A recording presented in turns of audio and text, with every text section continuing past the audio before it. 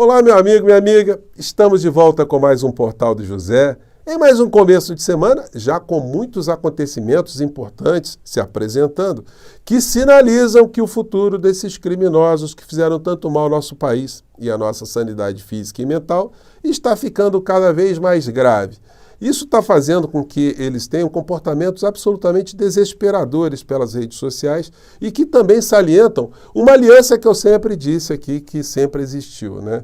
Entre esses extremistas de direita, o bolsonarismo, grupos que estão ao redor do bolsonarismo, com grandes grupos econômicos que têm ali, nos grandes jornais aqui no nosso país, os seus porta-vozes. Eu vou falar sobre esse assunto, revelar aqui algumas situações e trazer algumas cenas muito ilustrativas do que está acontecendo. Esses próximos dias eu farei aqui encontros com vocês, abordando mais questões de fundo do que as questões do noticiário do cotidiano. Existem situações que são muito importantes da gente comentar, da gente revelar, para que a gente entenda como está funcionando essa novela. A gente analisa, às vezes, alguns capítulos e não presta muita atenção nesse enredo, né? Então, vou conversar com vocês sobre outros assuntos também, mas antes de mais nada, quero convidar você que está chegando agora ao nosso portal, ainda não nos conhecia, para que você se inscreva aqui conosco, conheça também os nossos outros vídeos. Se você gostar, compartilhe e recomende. Não se esqueça, dê o seu joinha, mande seu comentário e, se puder, se inscreva aqui também no nosso clube de membros. Você aqui é muito bem-vindo e muito bem-vindo. Bom, vamos aqui aos temas e situações que envolvem falácias, maluquices, né, e vigarices de uma maneira geral. Gente, a extrema-direita está fazendo um discurso que é articulado por todos os cantos do mundo, de que o Brasil está vivendo uma censura, que a ditadura da toga, vocês escutam isso toda hora, né? Vocês estão acompanhando nas redes sociais, que há um autoritarismo, enfim. E quando a gente dá uma busca aqui na internet, no tema censura prévia, a gente vê que censura prévia não acontece aqui no Brasil, ela é impedida constitucionalmente. O que acontece aqui no nosso país é o bloqueio de atividades criminosas. São coisas absolutamente diferentes. Gente, existe alguma sociedade que não haja algum tipo de regramento para se ter um convívio entre as pessoas? Na sua casa, na sua família, tem certos regramentos que são estabelecidos ali que não podem ser rompidos. Ou dentro da sua casa, existe uma liberdade total da sua família, das pessoas que estão dentro da sua casa, de fazer qualquer coisa, não tem nenhum tipo de regramento.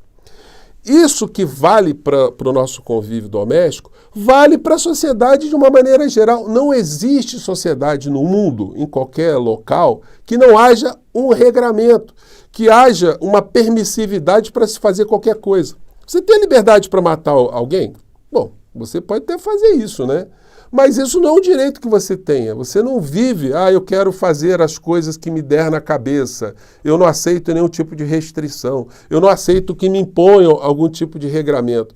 Então, quando isso não é compreendido, ou isso é distorcido, a gente vê todo tipo de vigarista tentar fazer uso dessa realidade social para dizer que nós estamos sofrendo aqui no Brasil uma ditadura, um cerceamento. Gente, se você for lá para os Estados Unidos, você vai ver que há pouco tempo atrás, né, foi criada lá uma lei chamada Lei Patriota, né, o Patriotic Act, né, que, entre outras coisas, dizia o seguinte: permitia, entre outras medidas, que órgãos de segurança e inteligência nos Estados Unidos interceptassem ligações telefônicas e e-mails de organizações e pessoas supostamente envolvidas com terrorismo, sem necessidade de qualquer autorização judicial, sejam elas estrangeiras ou americanas. Essas normas elas foram abrandadas um pouco mais à frente. Mas isso demonstra que é uma grande falácia essa história de dizer que no meu país pode tudo, eu posso dizer qualquer coisa. Não, gente, porque as palavras elas acarretam desdobramentos, elas acarretam reações humanas. E depois que o dano acontece, não adianta você tentar remediar algo que é irreversível. Como é que você remedia a morte de pessoas provocadas por esse tipo de situação que se utiliza desse meio? Como é que a gente trata questões relacionadas à saúde pública de uma coletividade inteira, que são distorcidas por redes sociais. Isso é para se permitir a cessação criminosa. Então, quando há uma interrupção da sessão, dessa atuação criminosa, você está diante de uma censura. Então, gente, tem muita picaretagem no meio dessa história. E no meio da picaretagem também surgiu o comportamento ridículo, né? Eu tenho me dedicado a entender a melhor, né, esse aspecto do discurso político ou da apresentação política, o ridículo, né? O ridículo enquanto ferramenta, enquanto forma de agregar pessoas, de chamar atenção. Um ator, né, que fez um filme chamado Borat, ele fez uma sequência de filmes, e ele colocava, né, o personagem central era uma pessoa absolutamente ridícula, né? A pessoa não tinha... Enfim, o filme inteiro... Eu coloquei só a pequena cena aqui do bumbum do cara com essa situação aqui, só para ilustrar um pouco, né? Porque o personagem ele não tinha o menor senso do ridículo. E ele fez desses filmes, né, uma espécie de críticas, ou de crítica, né, ao comportamento político de uma maneira geral, à percepção do público de uma maneira geral, do político, do ridículo, do politicamente incorreto enquanto ferramentas de agregar seguidores. Vocês já viram muitas vezes a extrema-direita dizer que é contra o politicamente correto.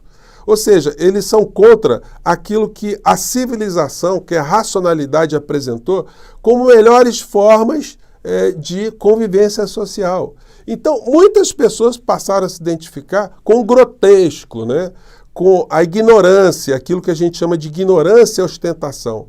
Isso fez com que as pessoas saíssem do casulo e batessem no peito, né, dizendo que são pessoas escrotas mesmo, pessoas vis, pessoas despudoradas, pessoas ignorantes. Isso chocou a todos nós que estávamos habituados, né, com outro tipo de convivência social. Quantas vezes eu disse para vocês aqui que eu fiquei chocado quando eu vim aqui para a internet de ver pessoas escrevendo coisas extremamente agressivas na minha direção, né? Eu, enquanto professor, enquanto comerciante, enquanto jornalista, advogado, minha vida inteira nunca tinha sofrido agressões como eu passei a sofrer a partir desses grupos absolutamente extremistas nas redes sociais. Daí a gente vai vendo outras conexões, né? Dudu Bananinha postou hoje. Então quer dizer que cada operador é responsável pelos usos das suas redes? Isso por quê? Porque se descobriu que lá no Garimpo Ilegal teve essa notícia aqui, Ibama flagrou a internet de Musk em pelo menos 20 garimpos ilegais em um ano. Gente, para você comprar as antenas lá do senhor Elon Musk, para se comunicar em qualquer lugar do mundo, você não precisa ter regramento nenhum. Tanto é que grupos terroristas, grupos extremistas no mundo inteiro estão fazendo uso das ferramentas dele. Então não é surpresa nenhuma, não sei por quê. O espanto do Eduardo Bolsonaro, né, de ver que o Ibama flagrou que criminosos estavam usando o sistema do senhor Elon Musk, que não tem compromisso, responsabilidade nenhuma com a sociedade, com a convivência humana, com o bem-estar das pessoas. Não está nem aí para isso, né? Enfim.